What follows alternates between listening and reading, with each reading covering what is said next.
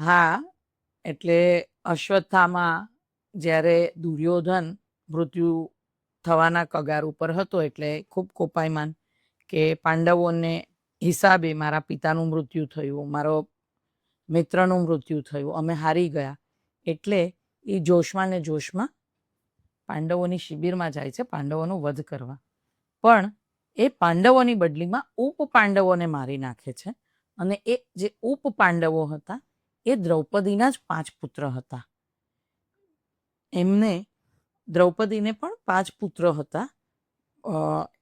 યુધિષ્ઠિરથી દ્રૌપદીનો પુત્ર પ્રતિવિંધ્ય, ભીમથી સુતસોમા, અર્જુનનો શ્રુતકર્મા, નકુલનો શતાનિકા અને સહદેવનો શ્રુતસેના.